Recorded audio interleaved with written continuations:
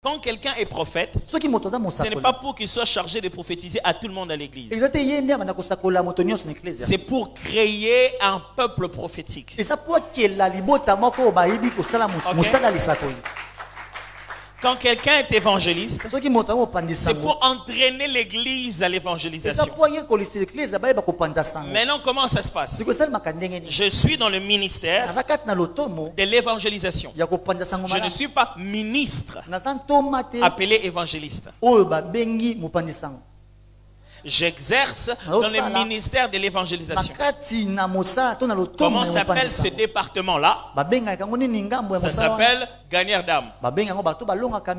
Ou ça s'appelle groupe de louanges. C'est comme des entreprises publiques qui fonctionnent dans le grand ministère dirigé par un ministre. Les ministres à l'église sont des formateurs qui créent les contextes de travail de leur appel. Ils créent le prophétique dans l'église pour que tous ceux qui ont de dons qui fonctionnent dans ces ministères viennent y fonctionner. Alors, quand vous avez un prophète, j'aimerais savoir combien de gens grandissent dans la compréhension des Écritures et des événements futurs et dans l'exercice des dons de révélation. Ça, c'est les résultats d'un prophète. Quand vous êtes dirigé par un prophète, vous apprenez le langage de Dieu, comment Dieu parle, et vous devenez amoureux des prophéties de l'ancien temps et messager de la sanctification de la droiture. C'est ça le ministère. Dieu donc a choisi des superviseurs qui dirigent des départements. Ce superviseur-là lui-même, à la base, il doit avoir des compétences. Il doit avoir des dons pour diriger le ministère. Les dons, c'est un équipement qui détermine dans quel ministère tu sers. Or, le ministre lui-même doit aussi avoir des dons de ce ministère. Mais cela ne signifie pas que vous ne pouvez pas être plus mature dans votre don que le ministre.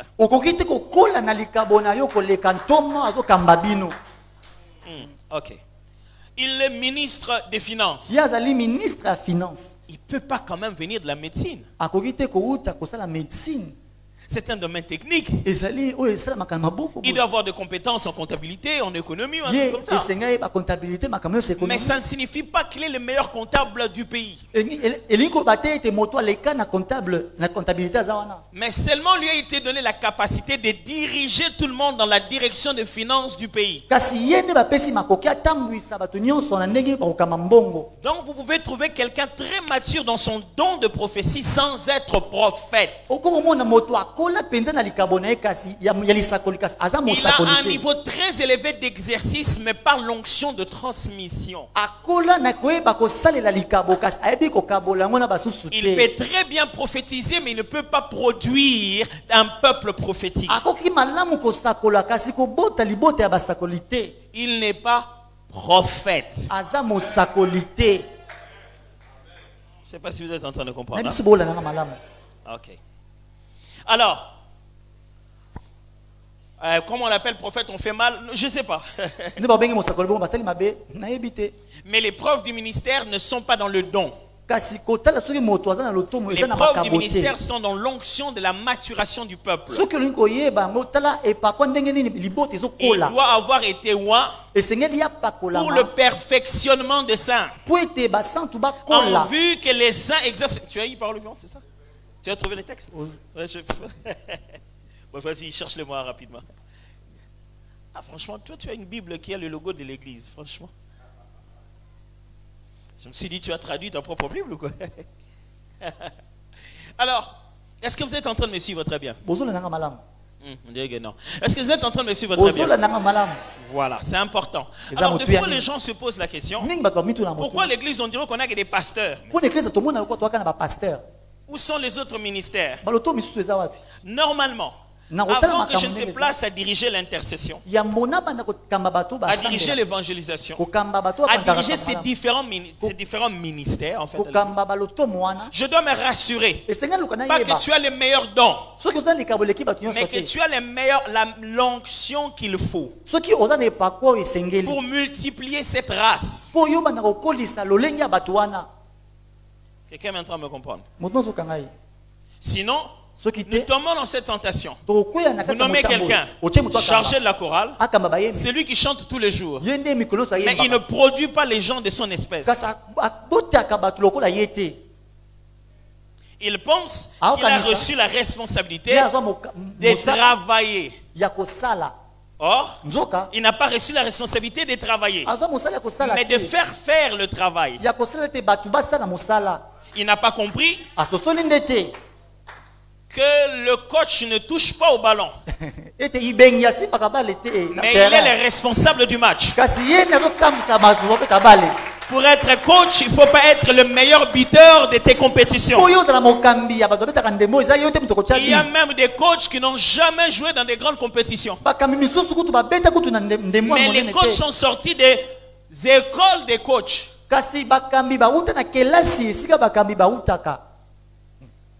Ça va? On va lire, hein? Ces dons aux hommes sont variés. Il nous a donné certains frères comme apôtres, d'autres comme porte-parole de Dieu, d'autres comme évangélistes, d'autres comme bergers et enseignants. Tous ces dons ont été accordés pour le perfectionnement des chrétiens, afin qu'ils soient tous convenablement équipés pour leur service, et que chacun soit rendu capable d'exercer son ministère en vue de la formation du corps de Christ. Donc, ce n'est pas moi qui exerce les ministères. Moi, je coach les exerçants du ministère. Vous devez commencer à comprendre ça. Donc, quand nous venons à l'église, ce n'est pas l'église du pasteur David. Ceci est un centre de repli stratégique pour des guerriers. C'est pour une armée qui est au front. Et c'est ici qu'on garde les réserves. On ne vient que pour manger, prendre des forces, discuter stratégie. Le terrain est dehors.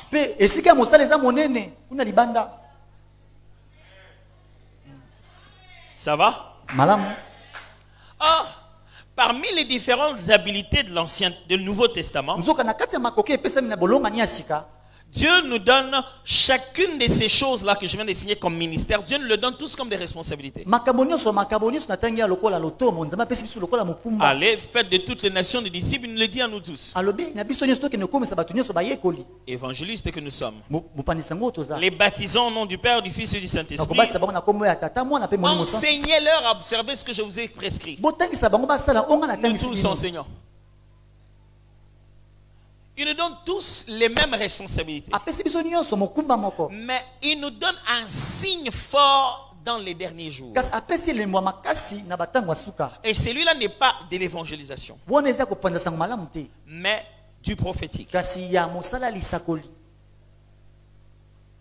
Il dit dans les derniers jours, je reprendrai de mon esprit sur toute chair. Et ce qui va se passer, pas l'évangélisation, pas l'enseignement, pas l'apostolat, mais le prophétique sera la base principale. Pourquoi? Parce qu'un véritable envoyé de Dieu s'appelle prophète. Il veut dire, les gens ne me serviront pas par leur connaissance. Ils dépendront de moi pour la moindre chose qu'ils sont censés faire de l'autre côté. Et ils le seront à la fois Navi, Roé et Rosen. Ils seront à la fois porte-parole, voyants, et ceux qui subissent des transports. Ils verront des songes, ils auront des visions, il parlera sous le poids du fardeau que je mettrai en eux. La vision n'est pas une prophétie. La vision est un moyen par lequel Dieu vous parle. Le songe n'est pas un don. Les visions ne sont pas des dons. Les dons, qu'on appelle un don spirituel, c'est le contenu de ce moyen. Je vais encore mon téléphone ici.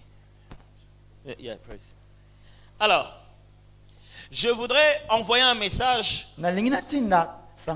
au pasteur. J'ai 3 façons de le faire. Le pasteur m'appelle. Il me dit, pasteur, j'ai eu beaucoup de demandes. Si vous serez disponible pour recevoir certaines personnes à l'église. Chose qui est vrai, il m'a vraiment dit ça. Quelques personnes voulaient que j'aie le temps pour parler avec elles. Je me suis excusé auprès de lui, je suis en plein examen en train d'écrire ma thèse doctorale. Je suis super occupé. À la prochaine fois, je vais avoir le temps de venir. Alors, il me dit, pasteur, est-ce que tu auras le temps de recevoir les gens? Et puis je fais, j'ai dit quoi? Quelle est la réponse? Je serai là ou pas? Quelle est la réponse? Je serai là ou pas? J'ai dit quoi? Ok, très important de voir cette nuance. Quelle est la réponse? Je ne serai pas là. J'ai dit quoi? Ok. Ah, par contre, on ne s'est pas vu. Il a plutôt envoyé un SMS. Il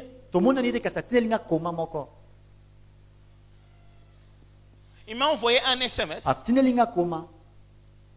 Mais ça ne parle pas exactement la même chose. Un SMS me dit, pasteur, quand est-ce que vous serez là? Quand vous arrivez, faites-nous signe. Est-ce que parce qu'il m'a envoyé un SMS, c'est essentiellement toujours l'affaire de recevoir les gens? Hein? Oui ou non? Dans le SMS, on peut parler d'autre chose aussi. Et puis, il a préféré m'écrire une lettre à l'ancienne. Il m'a envoyé. Ça parlait d'avoir un interprète. Et de l'amener à la prochaine session. Et puis, il m'a envoyé un email.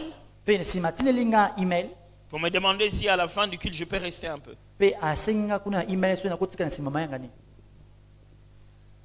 Le face à face. Le langage corporel qui communique. Ça, ce sont des moyens. Le message, c'est l'interprétation de ce contenu-là. Donc, on peut communiquer en parlant face à face, en envoyant le message, en envoyant des emails, ou en envoyant des lettres. Dieu peut communiquer avec nous en nous donnant des signes, des impressions, de ressenti, en nous envoyant une vision, un songe la nuit. Mais la vision n'est pas le message. La méthode appelée SMS n'est pas le contenu. Je ne sais pas si vous êtes en train de comprendre. Quand tu dis j'ai reçu un SMS, est-ce que je sais ce que ça dit quoi à l'intérieur? La vision est un moyen de révélation. Ça ne détermine pas si c'est une prophétie. Si c'est une parole de connaissance. Si c'est une parole de sagesse. Si c'est un discernement des esprits. Si même c'est une manifestation de dons, de miracles et de guérisons. Donc vous ne pouvez pas oser dire je n'ai pas le don de vision. Moi je n'ai pas la grâce des songes. Ça veut simplement dire les songes sont comme des emails. C'est toi qui ne les lis pas. Ça veut dire ce sont des moyens de communication existants avec Dieu. C'est toi qui ne les consultes pas. Parce que pour toi, quand Dieu parle, il faut absolument que quelqu'un prophétise pour toi. Alors, les amis de Job rendent ça comme ça. Dieu parle, tantôt d'une manière, tantôt d'une autre. Mais nous, on ne prête pas garde. Je peux t'avoir envoyé un message depuis le matin. Mais toi, tu ne lis pas les SMS. Est-ce que je ne t'ai pas parlé? Je peux t'avoir envoyé un signe. Mais toi, tu n'aimes pas les signes. Tu te dis, comme il a fait ça et qu'il n'a dit rien, c'est que Dieu n'a rien dit. Oh, il a fait ça. Et ça, ça veut dire non. Donc, quand Dieu a fait ça, il a dit non. C'est pour cette raison que le prophète se lève. Le Seigneur m'a parlé de toi. Ce n'est pas parce qu'il a écouté. C'est parce qu'il a interprété ce qui lui a été donné par Dieu.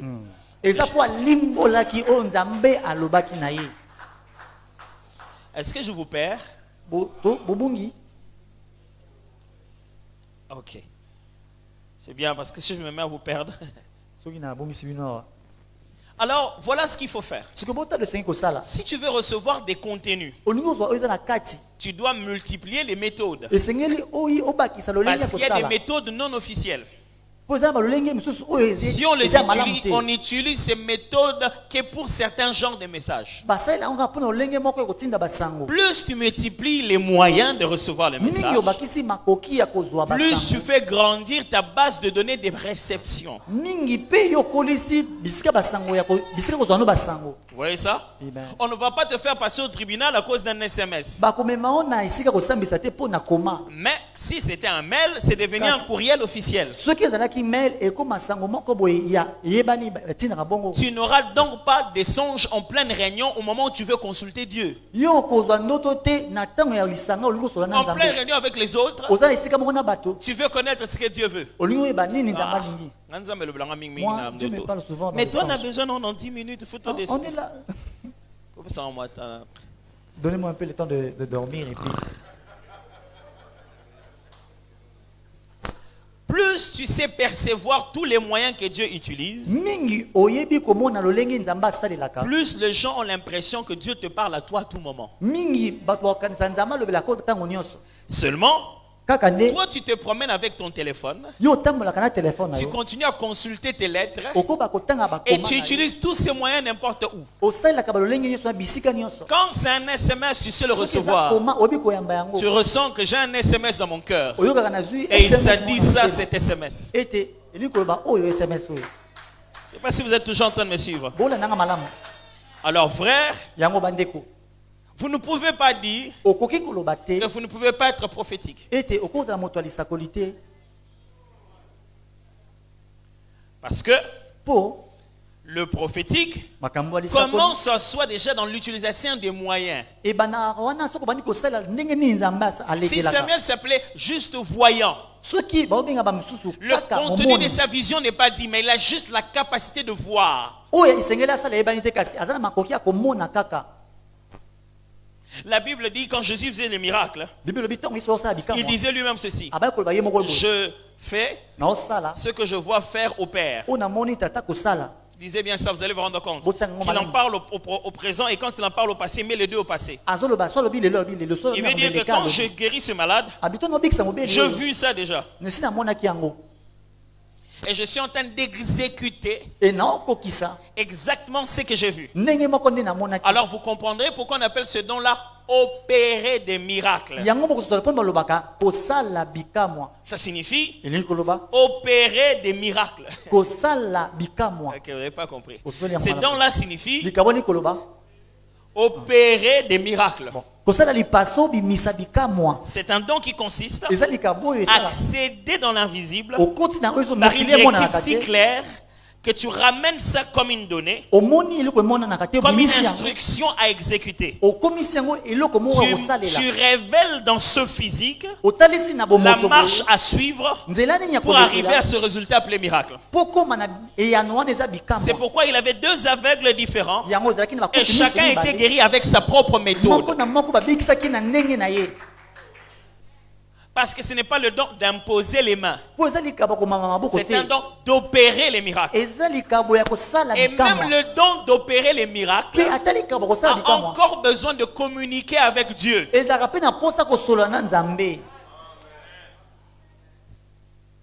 Il n'y a pas un moment où je suis plus à l'aise quand j'exerce les dons de puissance, comme quand j'ai reçu une vision pour ça ou un songe pour ça. Quand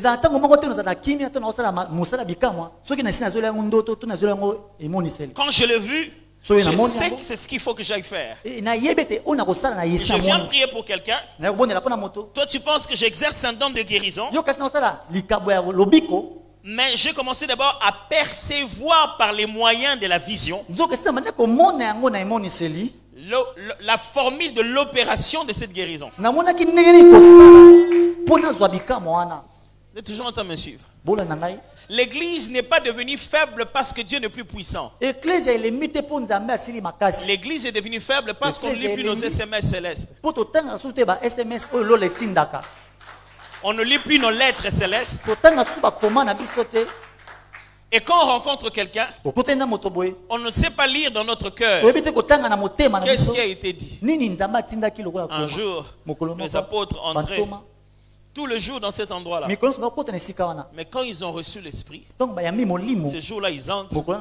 Les gars leur demandent de l'argent. Ils regardent. Ils ont reçu un SMS. Papa, regarde l'SMS du Saint-Esprit. Je suis déjà là. Vous n'êtes plus seul. L'Esprit de Jésus-Christ est sur vous. Vous avez quelque chose à lui donner. Dis papa, bon, je n'ai ni or, ni argent, mais n'a pas dit ce que le ciel a. C'est que le Dieu de grâce pourrait t'accorder par sa miséricorde. Elle dit c'est moi qui l'ai. C'est chez moi maintenant là. Je n'ai jamais compris quand la Bible dit vous recevrez et nous on continue à dire le ciel l'enverra.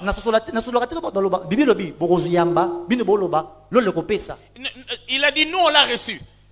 Donc maintenant nous voulons te donner ce que nous avons. Et ils disent au nom de Jésus, lève-toi et marche. Quand le peuple perd le prophétique, il perd aussi la puissance. Pourquoi? Parce que les seuls faiseurs du miracle de l'Ancien Testament étaient tous des prophètes. Parce que le Dieu de la Bible a fait que le miracle est un signe du prophète. Pas en tant que prophète ministère, mais en tant qu'envoyé de Dieu. Si Dieu ne t'envoie pas, tu ne feras pas les œuvres de Dieu. Est-ce que vous avez compris la nuance entre le prophète et le don appelé prophétie? Maintenant, quand on utilise le mot prophétique, on veut simplement parler donc de ce domaine de la révélation, en fait du domaine de tout le don spirituel. On veut même parler de la sensibilité qu'on a à être dirigé par le Saint-Esprit. Vous savez,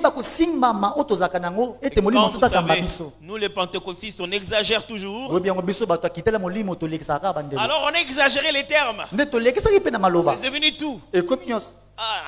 Nous on l'a télé prophétique. Tu es habillé prophétiquement. Alors tout est devenu prophétique. C'est commencé. Maintenant ça signifie juste que tu es conduit par l'esprit et ça a un but. Maintenant, ça se fait simplement dire, tu es conduit par l'esprit, est-ce que tu fais un but? On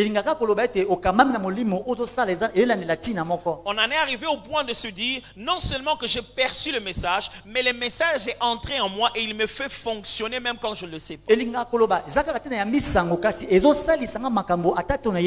C'est-à-dire, tu as maintenant des voies toutes tracées en toi. Un bon matin, tu te dis, non, je ne monte pas ce taxi, je préfère marcher.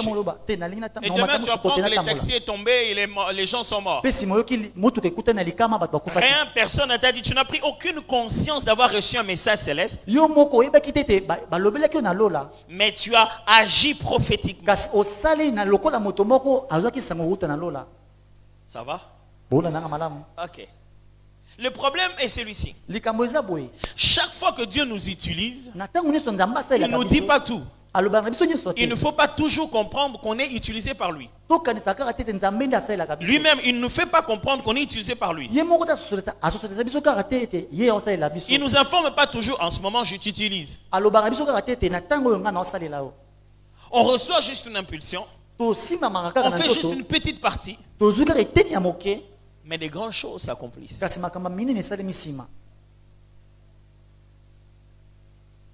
Et donc, ce n'est pas à nous de déterminer comment Dieu va nous utiliser. C'est lui qui nous fait des dons. Maintenant, il y a un truc. Un don n'est pas à toi. Ça va? Le don ne s'appelle pas don parce que ça t'a été donné. Non, on appelle ça don parce que Jésus a donné ça à l'église. Et toi, tu es en fait un percepteur, un facteur. Celui qui porte la lettre. Si je prends un cadeau, je vais donner à Eunice.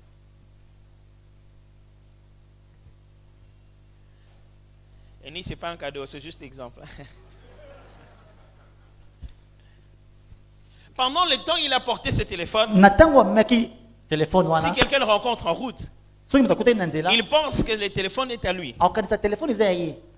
Au bout d'un moment, il commence même à croire qu'il a le téléphone est un don qu'il a. Il n'a pas le don de téléphone. Le don, c'est à lui. Lui, il manifeste ce don-là. Il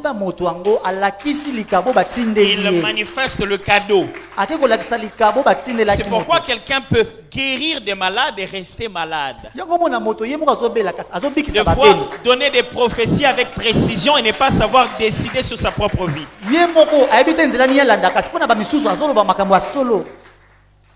Vous commencez à comprendre ça? Ok. Ce qui veut dire, si tu veux développer un don, il ne faut pas rester à Mangengenge. Il faut descendre, rencontrer les gens. Parce que le don, c'est à eux. À Mangengenge, tu es en train de développer les moyens. Tu fais grandir les méthodes et les canaux. Mais les contenus te seront délivrés à cause des autres.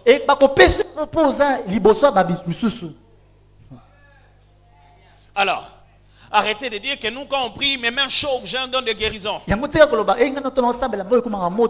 don de chauffage de main.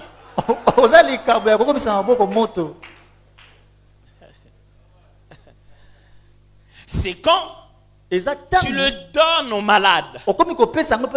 Et ça donne comme résultat la guérison. La guérison n'est pas un don chez toi. Ce n'est pas un cadeau pour toi, tu es en bonne santé. Le consommateur de la guérison, c'est le malade. Ce qui signifie, tu ne peux pas dire, moi je n'ai le don que de donner le téléphone. Parce que je peux aussi te donner quelque chose d'autre. Je vais donner à Eunice.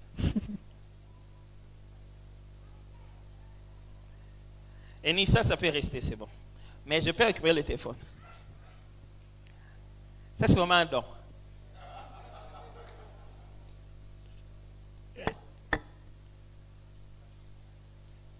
Tu vois comment il se sent? Pendant un moment, il avait l'argent.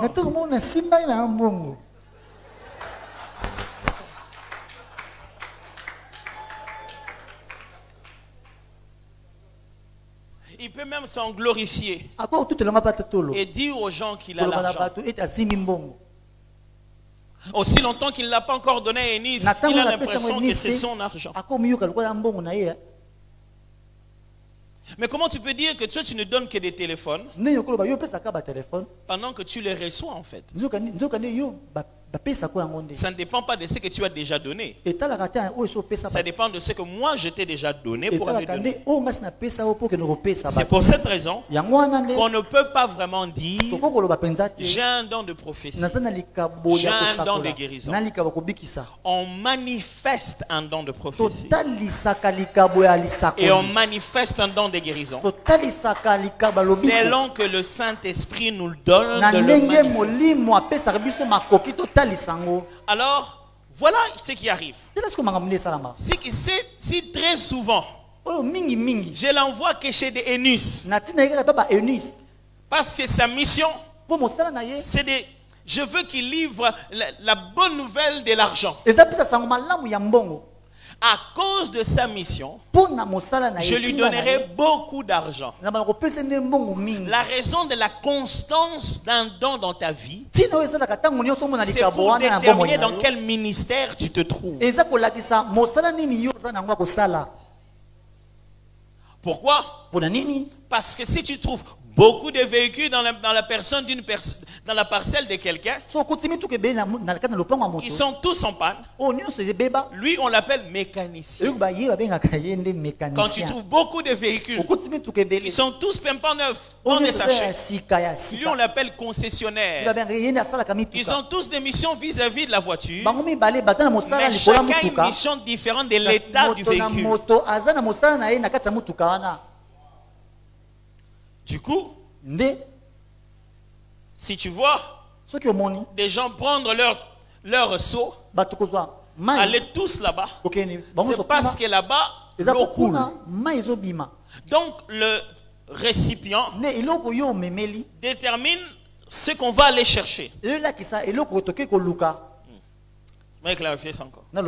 Je pars en Europe en décembre. Et il fait froid. Tu regardes mon bagage. Je suis rempli de manteaux et tout.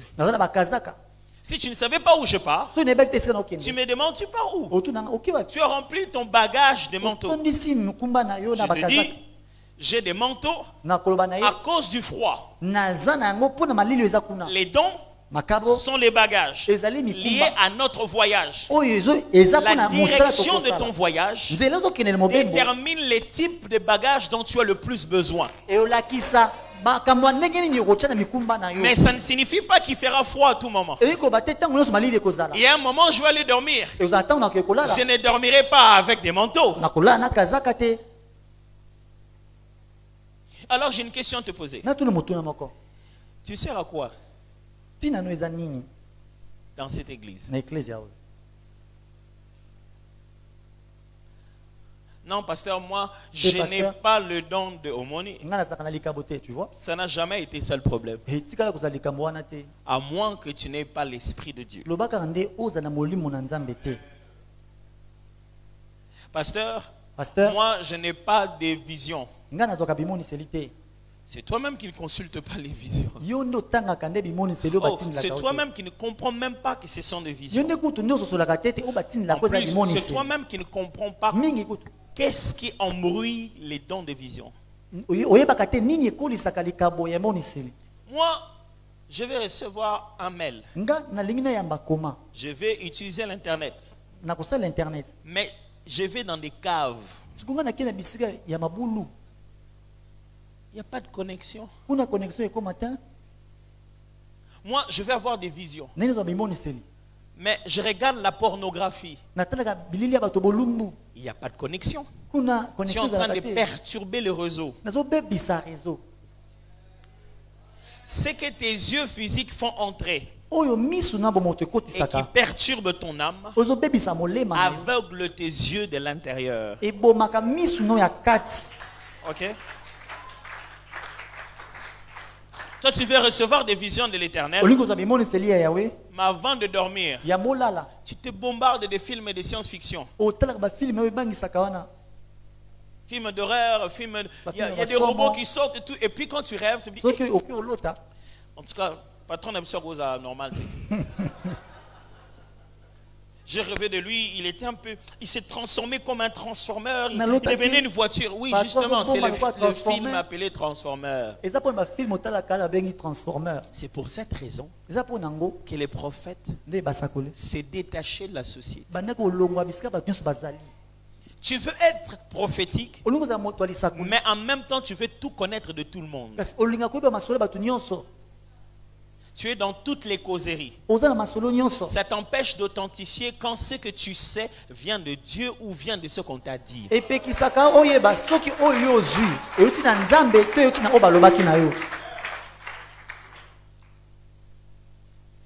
Ça va?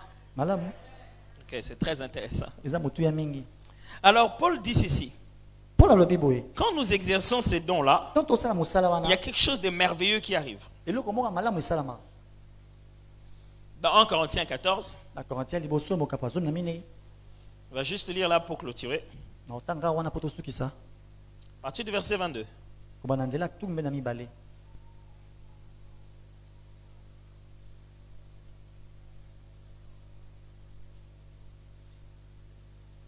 Par conséquent, les langues sont un signe non pour les croyants, mais pour les non-croyants.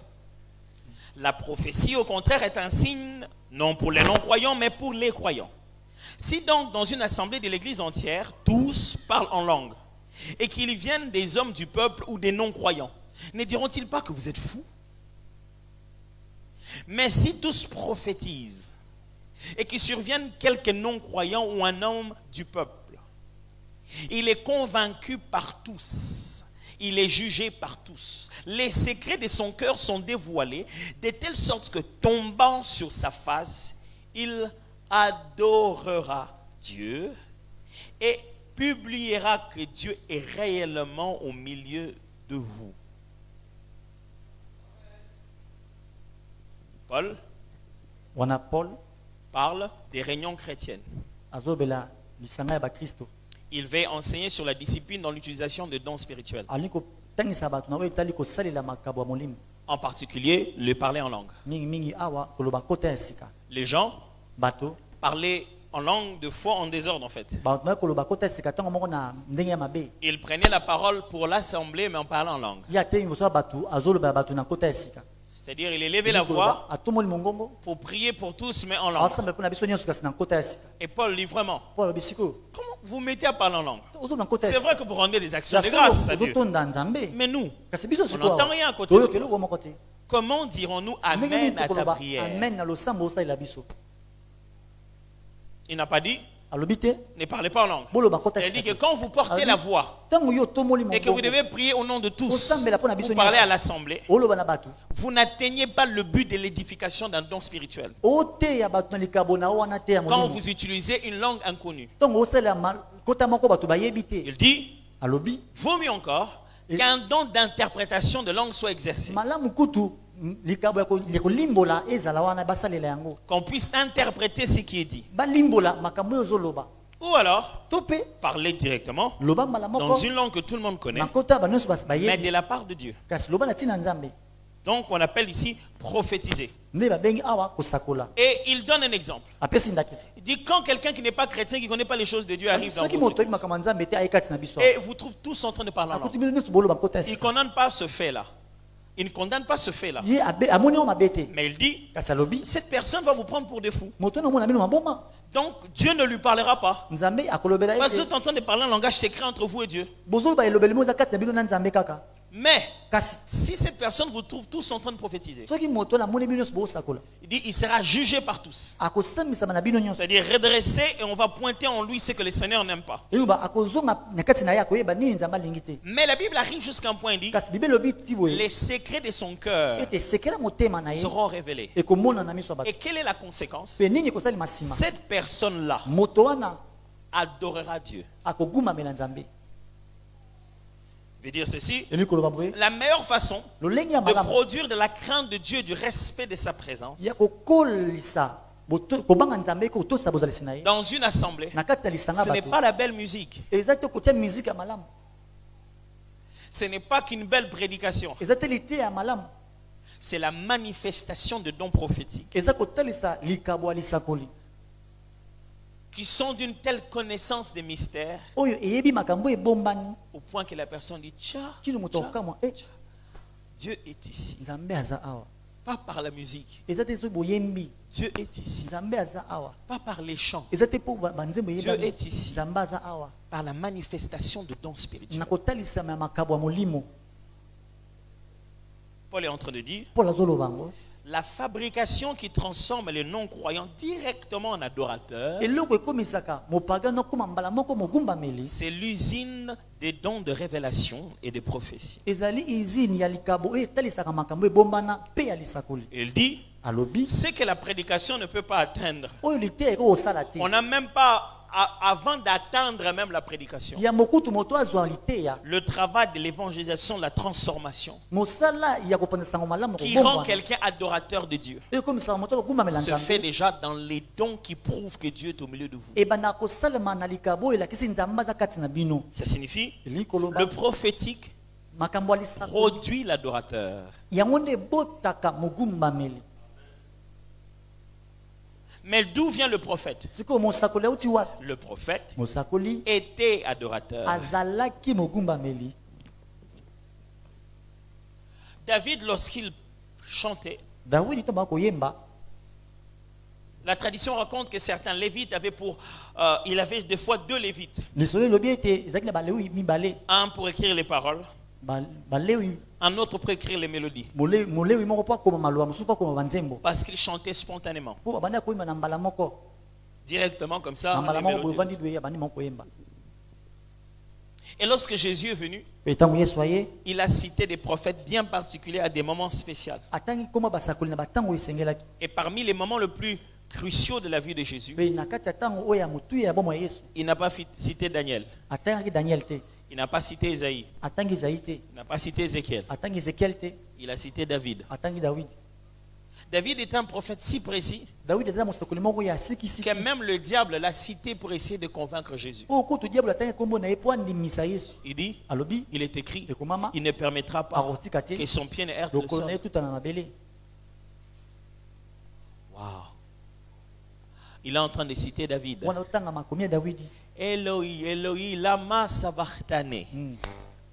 Mon Dieu, pourquoi m'as-tu abandonné? David. Pas Isaïe. Pas Ézéchiel. C'est un psaume de David. Dans les moments aussi importants de sa vie, Jésus a cité un prophète que tout le monde n'appelait pas prophète. On appelle ces cantiques-là des cantiques messianiques. Or, quand il les cite, c'est clair. C'est encore les psaumes. On dit, on n'a pas brisé les os de Jésus parce qu'il est écrit. Parce qu'il est écrit, qui ne permettra pas qu'on puisse briser ses os. Qui a dit ça? David. David. Mon frère, tu n'as pas besoin de passer à la chair pour être prophétique. Tu n'as pas besoin d'arrêter de chanter pour prophétiser. Tu n'as pas besoin d'arrêter de vendre pour être prophétique. Tu peux être au marché, continuer à être là où tu es, mais capable de lire tes SMS divins. Au point que quand un client a acheté, tu dis, je t'ajoute ça. Donne à ton garçon quand même, à tes enfants. Il rentre en disant, ça c'est Dieu. J'ai appris une chose dans ma vie. Quelquefois, on est plus édifiant dans le prophétique, quand la personne ne sait même pas qu'on sait ce qu'on est en train de faire, quand la personne nous sent inconscients, on l'édifie plus que quand on essaie de donner l'impression qu'on est omniscient. Plusieurs fois, je préférais prier pour quelqu'un au lieu de lui dire Dieu m'a dit. Et je fais une prière exactement de toute la prophétie que je dois lui dire. Et il est plus édifié par ça. Et vraiment, ce que tu viens de prier pour moi, c'est vraiment que si je l'avais dit, tu sais mon cher, il y a ceci, il y a cela. Il a commencé à se dire, tout à l'heure on a Facebook. Frère, le prophétique, on parle avec Dieu. Je ne sais pas si tu comprends. Je parle avec Dieu. C'est-à-dire, je traite pas des informations, je traite de la connaissance.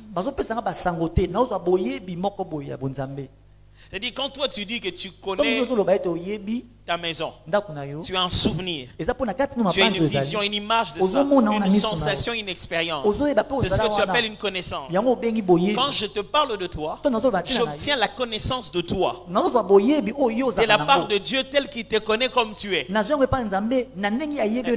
rappelle une fois, j'étais en train de donner un message à quelqu'un. Et je lui ai cité le nom de quelqu'un. Et je lui ai décrit la personne. Il m'a dit, ah, je ne connais pas. Il dit, mais c'est pas grave. J'étais là, je lui ai dit, ok. Qu'est-ce qu'il y a? Je n'ai pas bien lu les SMS ou quoi? J'ai vérifié. Non, il était clair. J'ai dit, mais pourquoi il ne comprend pas? Il m'a dit, la révélation est dans la connaissance. La confirmation est dans la conscience. J'ai dit, c'est quoi ça? Il dit, dis-lui quand il va rentrer à la maison qu'il demande à sa mère. Ok. J'ai dit, c'est pas grave, laisse-moi continuer le message. J'ai fini de lui dire ce que je voulais dire. J'ai appris, rentre chez toi, la mère. Pose la question à ta mère, demande-lui ça. Alors donc lui, du genre, moi je lui ai dit, un exemple, hein, que tu as un oncle qui s'appelle Kalala. Le géant, il est brun comme ça. Il dit non, je n'ai pas d'oncle qui s'appelle Kalala. J'ai dit c'est pas grave, rentre voir ta mère. 2 jours après, elle est passée voir sa mère. Il parlait de tout et de rien. Et puis il a ses souvenirs. Il dit maman, est-ce qu'on a un oncle qu'on appelle Kalala? Il dit oui. Oh, lequel? Il m'a dit ton Kala, qui vous dit ton Kalala. Son vrai nom c'est Kalala. Il dit oui, mais c'est lui, les géants, il sait exactement comme il avait dit. C'est 2 jours après qu'il m'appelle au téléphone. Il dit tu avais raison. Il dit non, je n'avais pas raison. C'était la connaissance de Dieu. Ce n'est pas dans la raison, pas la raison. Ce que Dieu sait, c'est ce qui est. C'est-à-dire, on ne fait pas débat de si tu as raison ou pas raison. Et ce qui est, il est possible que toi tu ne le connaisses pas. J'avais un professeur en Afrique du Sud. Il me parlait de son expérience. La semaine qui suivait, pendant qu'il nous enseignait, ils avaient eu un moment prophétique. Et il y a une jeune fille qu'on avait invitée à l'église par son ami pour venir vivre le moment prophétique. Et le prof vient le voir. Il dit, ma soeur, le Seigneur me demande de te dire, cet enfant que tu as dans ton ventre, tu es enceinte, cet enfant que tu as dans ton ventre,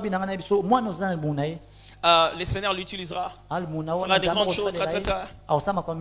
La jeune fille ricanait derrière. Elle sort avec son ami. Tu vois, je t'avais dit des bêtises que vos gens ici disent. Je dis, je suis enceinte. Moi, je suis enceinte. Elle est partie. 2 jours après, elle avait des maux de tête. Elle est allée à l'hôpital. Les médecins avertissent et disent, on ne peut pas te donner comme ça, n'importe quoi. On lui a fait un test. Elle était enceinte d'à peu près 10 jours. Le jour où le prophète lui donnait le message, elle était enceinte de 2 jours. La connaissance n'est pas de l'information.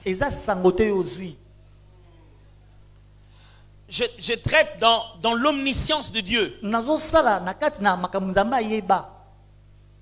Ce qui t'étonne, c'est que je connaisse le nom de ton avenue ou un numéro de téléphone. Un jour, Dieu envoie Ananias. Il dit, va chercher un homme. Va dans la rue de la droite. Et près de la maison d'un tel. Nous, quand on lit ça, on a l'impression que bon. Va dans une rue à droite. Non, la droite, c'est le nom de l'avenue. Comme Bongolo, tout ça. Le nom de l'avenue lui est donné prophétiquement. Jésus dit à la femme, tu as eu 5 maris. Il a précisé les chiffres et dit 5 maris. Il a dit à Nathanaël, tu sais quand tu étais encore sous la... Je t'avais vu. Il a dit, quoi? On dit, oh, c'est ça qui t'étonne. Jésus dit non, mais toi tu es fort, dit, mais c'est ça qui t'étonne vraiment. Ça seulement. Mais tu vas entendre des choses. Frère, comment voulez-vous qu'on soit comme Jésus sans ça? C'est pas possible. Jésus faisait un débat théologique avec la femme samaritaine. Non, vous les juifs. Nous les samaritains. Non, je vais te donner de l'eau. Arrêtons un peu ça. Amène-moi ton mari. Frère, on ne va pas gagner la bataille de l'évangile avec des arguments scientifiques. Jésus ne va pas conquérir les cœurs parce que les gens ont compris. Non, parce que les gens seront convaincus. Ça ne sera pas une démarche intellectuelle. Frère, vous pouvez tout dire. Oh non, lui là, c'est un faux serviteur de Dieu. Mais quand il est allé là-bas, on lui a dit, Dieu m'a montré qu'il y a ça. Et c'était ça. Et on a prié pour ça. Et le problème est parti. Vous pouvez tout dire. Celui-là, il ne craint pas Dieu. On connaît sa réputation. Cette maman-là ne quittera jamais cette église. Parce qu'elle parlera comme cet aveugle. Est-ce qu'il est pécheur? Je ne sais pas. Mais moi, ce que je sais, c'est que j'étais aveugle. Et maintenant, j'ai vu. Frère, est-ce que vous vous rendez compte combien de fois nous empêchons à nos voisins de voir Dieu? Parce qu'on ne sait pas faire la différence entre nos pensées et le message de Dieu. Je me rappelle une fois, quand notre professeur nous apprenait encore sur le prophétique, il nous a donné un exercice. De nombreux venaient de plusieurs villes. Mais il vous rencontrez une personne, dites-lui juste un mot. Le seul mot, quand vous le voyez, qui revient dans votre cœur. Quand je suis allé dans ma formation, j'ai dit à Dieu, pendant 21 jours de jeûne, j'étais là-bas. À partir d'aujourd'hui, je ne sais rien. Je vais tout réapprendre à zéro. Donc je reprends. J'entre, une soeur, et je lui dis le mot que j'avais dans mon cœur. Elle s'est mise à pleurer. Frère, une parole de connaissance n'est pas la connaissance divine. Juste un petit morceau. Des fois, tu n'as pas besoin de dire des fois, tu as juste besoin de dire courage. J'avais juste envie de te dire courage.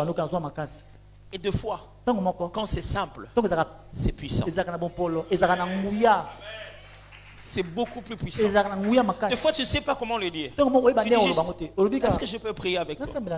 Et le flot de la prière, c'est une façon de laisser partir le massa. Ce qui s'est passé dans l'Ancien Testament pour le prophète, les nabis prophétisaient par le massa, par le poids de Dieu. Ils avaient envie de dire des choses qu'ils ne savaient pas. C'est ce qui arrive lorsqu'on reçoit le parler en langue du Saint-Esprit. Tu as pardon, envie de dire des choses. Mais Dieu te permet de télécharger les fichiers sources sans les faire passer par l'intelligence jusqu'à ce que tu le reçoives sur la terre dans d'autres langues. Et une fois que tu l'as reçu, tu commences maintenant à exercer l'interprétation pour commencer à l'annoncer.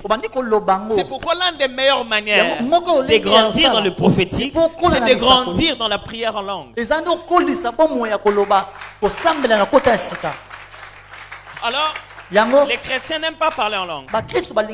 Ils pensent que c'est le Saint-Esprit qui parle en langue. Le Saint-Esprit ne parle pas en langue.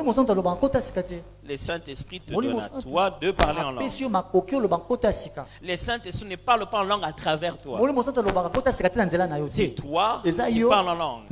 J'ai même vu des gens scandalisés. On commence à prier, je commence à parler en langue. Tu sais pas comment ça tu vas commencer.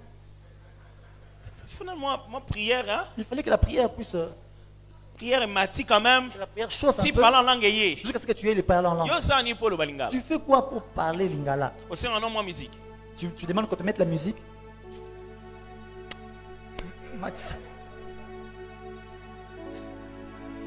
C'est le langage de ta nouvelle nature intérieure. Mais toi, tu as peur.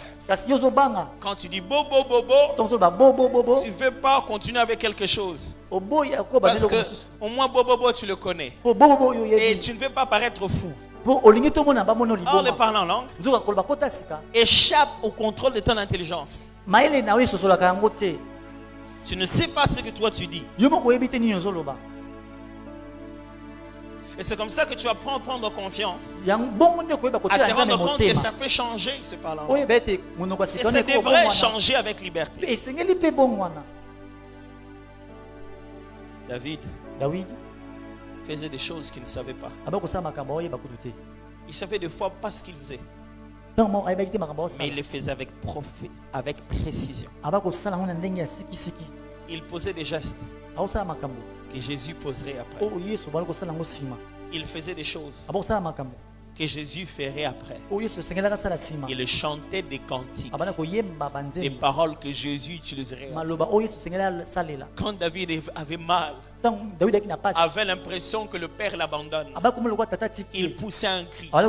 Mais ce n'était plus le cri de David. C'était le cri de l'homme agréable à Dieu. Et quand il parlait en deux temps. En lui et dans celui qui est la préfiguration. Je prie Dieu que tes paroles commencent à avoir double sens. Que ceux qui t'entendent commencent à entendre là-dedans que Dieu a parlé.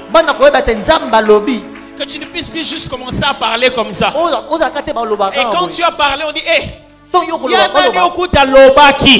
même quand toi-même tu n'avais pas dit que c'est une prophétie, mais Dieu parlait à travers toi. Je prie et je déclare qu'à partir d'aujourd'hui, quand tu rencontres quelqu'un, qu'il fasse attention aux paroles de ta bouche, parce que tu es prophète. Je prie, je déclare qu'à partir d'aujourd'hui, tu apprennes à lire les SMS de Dieu. Tu apprennes à lire les mails de Dieu. Je prie et je déclare les cas où tu étais, où tu n'arrivais pas à capter la connexion. Ce soir, je déclare, tu sors de là-bas et tu montes dans les montagnes et dans les hauteurs. Alléluia. Ce n'est pas en vain que les prophètes aimaient habiter les montagnes. Je prie à partir d'aujourd'hui que tu deviennes un homme et une femme de montagne. Celui qui est habitué aux hauteurs, à la consécration et à la sanctification, à la recherche de Dieu dans la prière. Ça va te demander quelques nuits blanches. Ça va te demander quelques nourritures à mettre de côté. Mais travaille sur les canaux. Travaille sur les canaux. Ça va te demander de prendre du temps.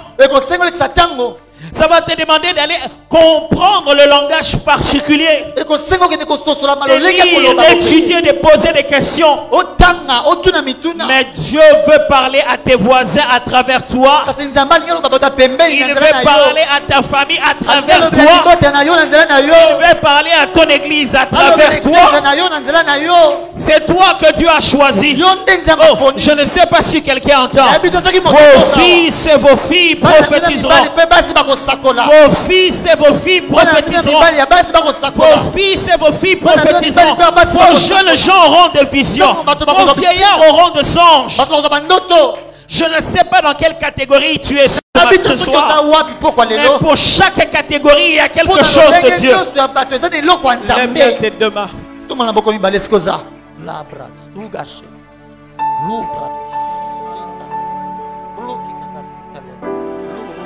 Je vais prier avec toi ce soir.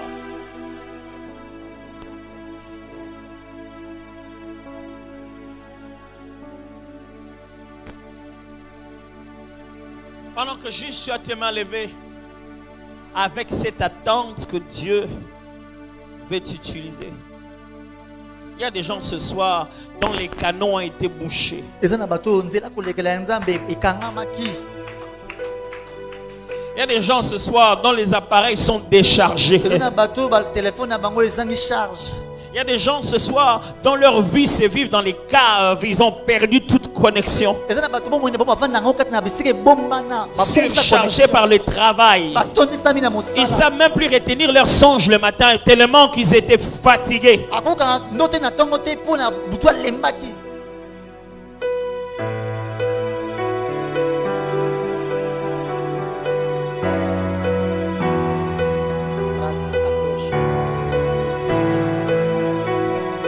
Dieu te fait faveur ce soir. Il est en train de réveiller ta vie de prière ce soir. Il est en train de réveiller ta vie de prière ce soir. Oh oui.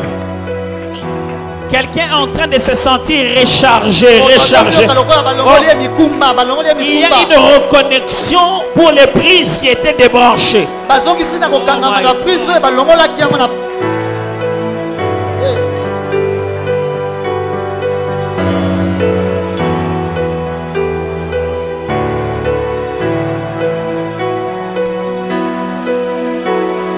il ne regarde pas ton âge, vieux, jeune, grand, petit.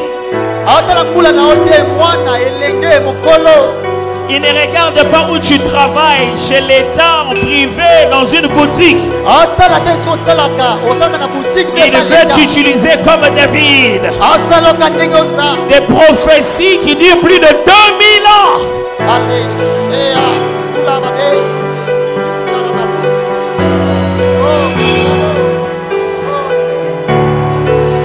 Il n'est pas possible de semer de la renaissance sans être prophète.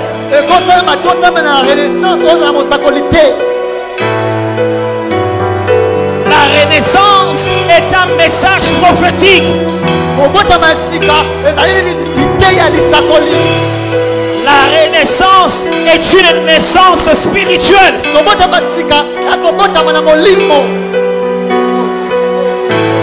Quelqu'un ce soir est en train de ressentir la flamme de la prière. La flamme de la prière. La flamme de la prière. La flamme de la prière. Je parle de la flamme de la prière. De la flamme de la prière.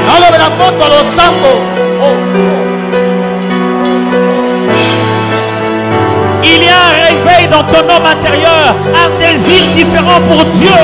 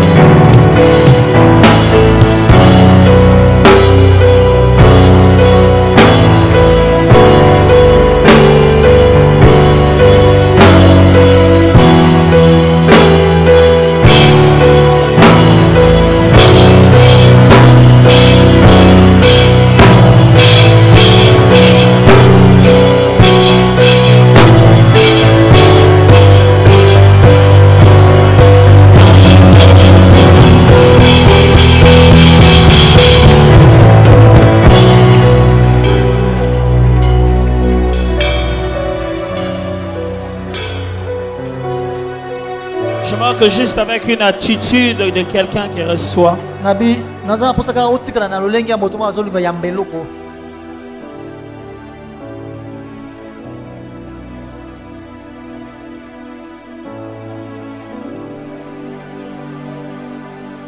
Mes amis de la Renaissance, quand c'est beau, c'est bien. Quand c'est organisé, c'est bien. Mais par-dessus tout, quand Dieu est là, c'est meilleur.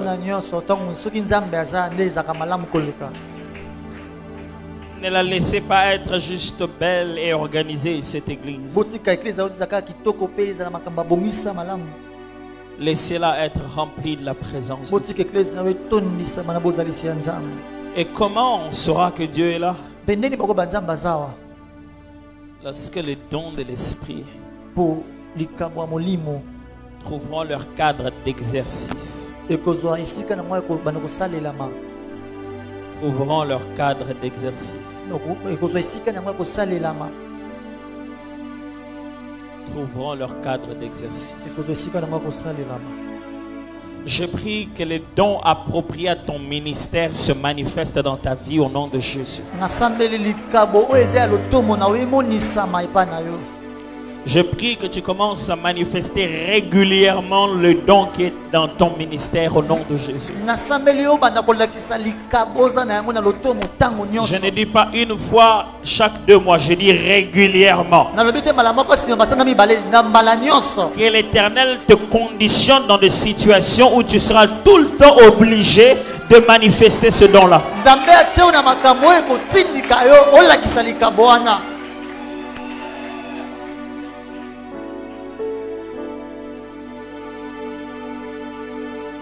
Je ne cherche pas le temps de faire des prophéties personnelles. Mais je préfère faire ces prières-là, surtout parce que je sens que ça concerne plusieurs personnes, au-delà d'une que j'aurais pu pointer seulement. Je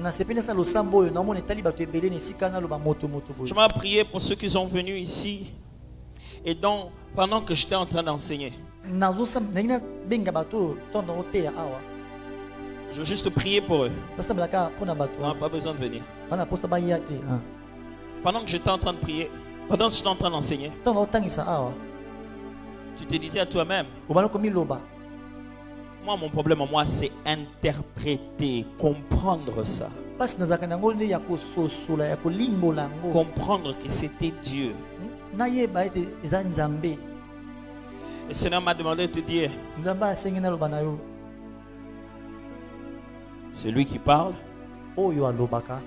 et qui fait comprendre, c'est toujours lui. Ce qui vient de Dieu s'interprète par Dieu. Les dons qu'il t'a fait de percevoir, il en a aussi pour interpréter.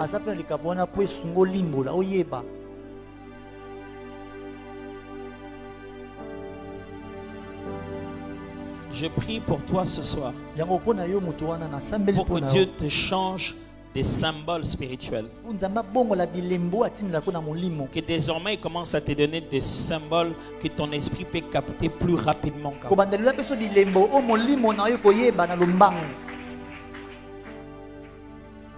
Je prie pour toi ce soir que tu arrêtes de commencer à mener les messages quand ça s'est déjà passé. Parce que tu hésitais de dire, parce que je trouvais ça comme une folie. Désormais, le Seigneur te mettra un fardeau qui ne te lâchera pas tant que tu n'as pas parlé.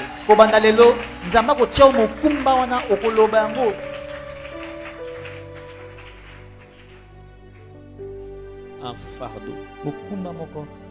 Je prie ce soir. J'avais l'impression des gens, je vais utiliser les termes, comme des vétérans, des anciens joueurs. Expérimentés, mais ça fait longtemps qu'il a utilisé. Parce que le travail, la vie professionnelle, tout ça, ça lui donne moins d'occasion d'exercer. Et le Seigneur était en train de me dire, ce soir c'est une restauration. Afin que tu saches que même au travail, tu es en mission. Tu es en mission. Au travail, tu n'auras pas toujours des rêves pour l'église, tu auras des rêves pour le travail. Père, je prie pour cette église. Que les cieux s'ouvrent.